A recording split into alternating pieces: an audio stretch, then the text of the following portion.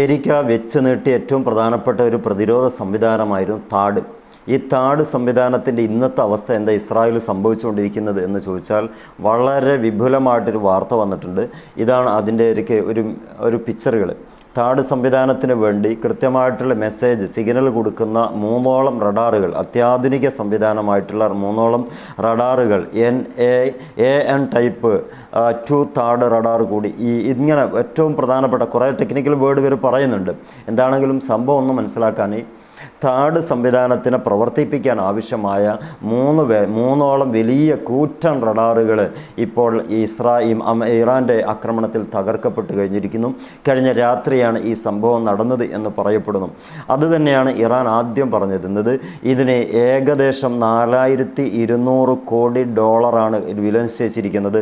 $4200 കോടി എന്ന് ഒന്നിന് പറയുമ്പം അതിനെ ആനുപാതികമായിട്ട് 3എണ്ണത്തിന് എത്ര കോടി എന്നതായിരിക്കും. നമ്മൾ 4200 ഇൻറ്റു 3 എന്ന് പറയുമ്പോൾ $12600 കോടി നിഷ്പ്രഭമാകാൻ ആകെ വേണ്ടി വന്നത് വെറും 30 ലക്ഷമോ അതിൽ കൂടുതലോ ആവശ്യമായിട്ടുള്ള ചെറിയ ഡ്രോണുകളും അതേപോലെ തന്നെ വില കുറഞ്ഞ ഏറ്റവും പ്രധാനപ്പെട്ട അവരെ തന്നെയായിട്ട് പറയപ്പെടുന്ന ഇറാൻ്റെ തന്നെയായിട്ട് പറയപ്പെടുന്ന മിസൈലുകളും മാത്രമാണ് അതിന് ഉപയോഗിച്ചതെന്ന് പറയുന്നു.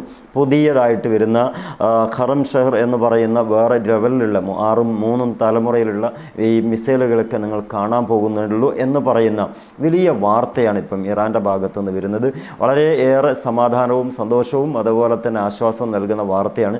കാര്യം ഒരു രാജ്യത്തിൻ്റെ മേൽ പ്രകോപനമില്ലാതെ എല്ലാ അർത്ഥത്തിലും സമാധാനത്തിന് വേണ്ടി ചർച്ചകൾ നടക്കുന്നതിനിടക്ക് പോയിട്ട് 150ഓളം വരുന്ന കുരുന്നു മക്കളെ കൊന്നുകളഞ്ഞ രാജ്യമാണ് ഇസ്രായേൽ. ആ ഒരു കര കഴുകിക്കളഞ്ഞാൽ പോകുന്നതല്ല എന്ന് ഇറാൻ പ്രഖ്യാപിച്ചിരുന്നു. അതിൻ്റെ ഭാഗമായിട്ടാണ് 500 മില്യണെന്നും 5000 മില്യണെന്നൊക്കെ അവകാശപ്പെടുന്ന ഈ റഡാറുകളും മിസൈൽ ലോഞ്ചറുകളും തൽക്കാലത്തേക്ക് ഇവിടെ പറഞ്ഞിട്ടുണ്ട്. ഏളിവാണ് ദീർഘദൂരത്തെ തന്നെ കണ്ടെത്താനുള്ള ശേഷിയായിരുന്നു. ഇതിൻ്റെ ശേഷിയെക്കുറിച്ച് പറയുന്നത് 2500 കിലോമീറ്റർ അല്ല 5000 കിലോമീറ്റർ ദൂരപരിധിയിലുള്ള മിസൈലിനെയും ഡ്രോണിനെയും കണ്ടെത്തി അതിനോട് പ്രതിരോധ സംവിധാനങ്ങൾ ഓപ്പറേറ്റ് ചെയ്യാൻ ആവശ്യമായിട്ടുള്ള ഏറ്റവും പ്രധാനപ്പെട്ട റഡാറുകൾ. അപ്പം $12600 കോടി നിഷ്പ്രഭമാകാൻ വേണ്ടി വന്ന മിനിറ്റാകെ 3 മിനിറ്റ് കൊണ്ട് ഒക്കെ ആയിട്ട് തകർന്നുപോയി. ഇതാണ് ഇപ്പം ഇസ്രായേലിൽ സംഭവിച്ചുകൊണ്ടിരിക്കുന്നത്. ഇത് സ്ഥിരീകരിച്ചുകൊണ്ട് തന്നെ മസൂദ് പെഷസ്ക്യാൻ പറയുന്നുണ്ട്, നമ്മൾ ആദ്യം ടാർഗറ്റ് ഹിറ്റ് ചെയ്തത് അവരുടെ പ്രതിരോധ സംവിധാനങ്ങൾ നശിപ്പിക്കാനായിരുന്നു. ഏറെക്കുറെ അത് നശിപ്പിക്കപ്പെട്ടത് കൊണ്ട് തന്നെ നമ്മുടെ മിസൈലുകൾ കൃത്യമായിട്ട് പറഞ്ഞു വിട്ട സ്ഥലത്തേക്ക് തന്നെ ഹിറ്റ് ചെയ്യുന്നുണ്ട് എന്നത് നമുക്കേറെ ആശ്വാസം തരുന്ന വസ്തുതയാണ്. എന്നൊരു കുറേ പിക്ചറുകൾ അവർ കാണിക്കുന്നുണ്ട്. ഒന്ന് ഏലിയാത്ത് എന്ന് പറയുന്ന സ്ഥലത്ത്, അതുപോലെ തന്നെ ഹൈഫയിൽ, അതേപോലെ തന്നെ അവിടുത്തെ ഓഫീസ് സമുച്ചയം അഥവാ നെതന്യാഹുവിൻ്റെ ഓഫീസ് സമുച്ചയവും ബന്ധപ്പെട്ട മേഖലകളിൽ ഉണ്ടായിട്ടുള്ള ഏറ്റവും പ്രകമ്പനം കൊണ്ടിട്ടുള്ള ഈ മിസൈൽ വന്ന് പതിച്ചതിൻ്റെ ഏറ്റവും പ്രധാനപ്പെട്ട നാശനഷ്ടങ്ങളൊക്കെ വ്യക്തമായി സാറ്റലൈറ്റിൻ്റെ സഹായത്തോടുകൂടെ പുറത്തേക്ക് ചിത്രങ്ങൾ വരികയും ചെയ്തതോടു അവർ മനസ്സിലാക്കി കഴിഞ്ഞു നമ്മളെ കാര്യങ്ങൾ വളരെ വ്യക്തമായിട്ട് അടിക്കാൻ പറ്റുന്നുണ്ട്. അപ്പോൾ തവിട് പൊടിയായി എന്ന് വേണമെങ്കിൽ ചുരുക്കം നമുക്ക് പറഞ്ഞ് അവസാനിപ്പിക്കാം. ഇതാണ് ഇസ്രായേലിൻ്റെ പ്രതിരോധ സംവിധാനങ്ങളുടെ മുൻനിര നായകന്മാർ. അവരെ എല്ലാം അവസാനത്തിലേക്ക് കൊണ്ടെത്തിച്ചിട്ടുണ്ട്. 3 സംവിധാനങ്ങളെ തകർക്കുക എന്ന് പറയുന്നത് ചില്ലറ കാര്യമില്ല. അതിൻ്റെ മൂട്ടിൽ തന്നെ പോയി ഇടിക്കുക എന്ന് പറയുന്നത് അത്രമേൽ സ്പീഡുണ്ടായാലും സൂപ്പർസോണിക് ഹൈപ്പർസോണിക് വിഭാഗത്തിൽപ്പെട്ട ഏതോ ഒരു മിസൈലായിരിക്കാം ഇതിനുപയോഗിച്ചത് എന്ന് നമുക്ക് വിശ്വസിക്കാം, അല്ലെങ്കിൽ അങ്ങനെ കരുതാം. കാരണം അത്രയും സെൻസിറ്റീവായിട്ടുള്ള ഏരിയയിൽ ഇങ്ങനെ ഒരു അറ്റാക്ക് നടത്തി അതിനെ തകിട് പൊടിയാക്കണമെന്നുണ്ടെങ്കിൽ അത്രയും കണിശമായിട്ടുള്ള സംവിധാനങ്ങളെ ഇറാൻ ഉപയോഗിക്കേണ്ടി വന്നു. ഉപയോഗിച്ചിട്ടുണ്ടാവുമെന്ന് കരുതാം. എങ്ങനെയാണെങ്കിലും കാര്യമായ പരിക്കുകൾ പറ്റി എന്നുള്ളത് വ്യക്തമാണ്. താഡിൻ്റെ റഡാറിൻ്റെ ചിത്രമാണ് നിങ്ങളിപ്പോൾ കണ്ടുകൊണ്ടിരിക്കുന്നത്. ഈ ചിത്രത്തിന് ഒരുപാട് കഥ പറയാനുണ്ടാവും. ആ കഥകളൊക്കെ എന്നേക്കുമായിട്ട് പര്യവസാനിപ്പിക്കാൻ ഇറാന് സാധിച്ചു എന്ന് പറയുമ്പം ഒരു രീതിക്ക് ഗാസക്കാരായ ആളുകൾക്ക് ചിരിക്കാനും ആഹ്ലാദിക്കാനുമുള്ളൊരവസരവും പടച്ചറബിന് നന്ദി പറയാനുള്ളൊരവസരം കൂടിയാണ് ഇതെന്ന് മനസ്സിലാക്കാൻ പറ്റും.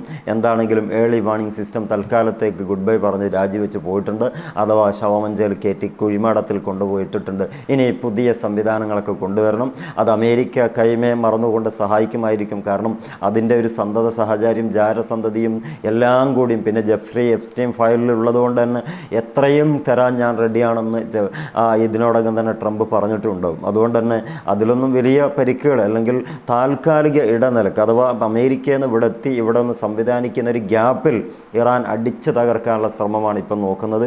കാരണം അമേരിക്കയിൽ നിന്ന് കിട്ടുന്ന എല്ലാ സംവിധാനങ്ങളും ഇസ്രായേലിലെത്തുക, അതിൻ്റെ ഇടയിൽ അതൊന്ന് സംവിധാനിപ്പിച്ച് സർവ്വസജ്ജമാക്കി വെക്കുക, അതൊരു ടൈം എടുക്കുന്ന ഒരു പ്രോസസ്സാണ്. ആ പ്രോസസ്സിങ് നടക്കുന്നതിൻ്റെ ഇടയിൽ തന്നെ ഇസ്രായേലിൻ്റെ ഏതൊക്കെ മുഖ്യ ഹോട്ട് പോയിൻ്റ് ഉണ്ടോ അവിടെയൊക്കെ തകിട് പൊടിയാക്കുക എന്ന് പറഞ്ഞാൽ ക്ലസ്റ്റർ ബോംബ് ഇട്ടിട്ടാണ് 60-ആയിട്ടും 600-ആയിട്ടും വരുന്ന രീതിക്കാണ് ഇപ്പം അവിടെ വലിയ രൂപത്തിൽ തീമഴ പെയ്പ്പിച്ചുകൊണ്ടിരിക്കുന്നത്. എന്നിട്ട് ഇവർ പറയുന്നൊരു കാര്യമുണ്ട്, ക്ലസ്റ്റർ ബോംബ് ഞങ്ങളുടെ ഭൂമി അല്ലെങ്കിൽ ഞങ്ങളുടെ ആകാശത്തിൽ ഭരിച്ചിരിക്കുന്നു, ഒരിക്കലും അത് അനുവദിക്കില്ല എന്ന് പറഞ്ഞാൽ അനുവദിക്കാതിരിക്കാനാണ് ഇതുപോലത്തെ സാധനങ്ങൾ ഉണ്ടാക്കി വെച്ചത്. പക്ഷെ അതൊന്നും അവിടെ നടക്കുന്നില്ല എന്ന് ബോധ്യപ്പെട്ടപ്പോൾ ആവലാതിപ്പെടുകയാണ് ലോക സമാധാന കോടതിയിലേക്ക്. പക്ഷേ അതിന് മറുപടിയായിട്ട് പറഞ്ഞത് ഇത് ചെറുതാണ്, 1-700 ആകുന്നൊക്കെ സംവിധാനം വരുന്നുണ്ട്, നിങ്ങൾ വെയിറ്റ് ചെയ്യൂ, നിങ്ങൾ ബങ്കറിൽ തന്നെ ഇരിക്കൂ, കാര്യങ്ങൾ നിങ്ങൾക്ക് മനസ്സിലാക്കി തുടങ്ങാനായിട്ടേ ഉള്ളൂ, ഇപ്പോഴും കണ്ടതൊന്നും കാഴ്ചയല്ല, ഇനി വരാനിരിക്കുന്നതാണ് കാഴ്ചയെന്ന് വളരെ രസകരമായ മറുപടി ജൂത തീവ്രവാദ രാഷ്ട്രത്തിന് കൊടുത്തപ്പം നമുക്കൊക്കെ അതിൽ സമാധാനത്തിന് ആഗ്രഹിക്കുന്ന ഏതൊരാൾക്കും പറയാം, വേണ്ടാത്തൊരു പണി ചൊറിയാൻ പോയതുകൊണ്ട് തിരിച്ചു കിട്ടുന്നു, വാങ്ങി വെച്ച് നോക്കും എന്നതായിരിക്കും. മറ്റൊരു വീഡിയോയിൽ കാണാം. എല്ലാവർക്കും നന്ദി.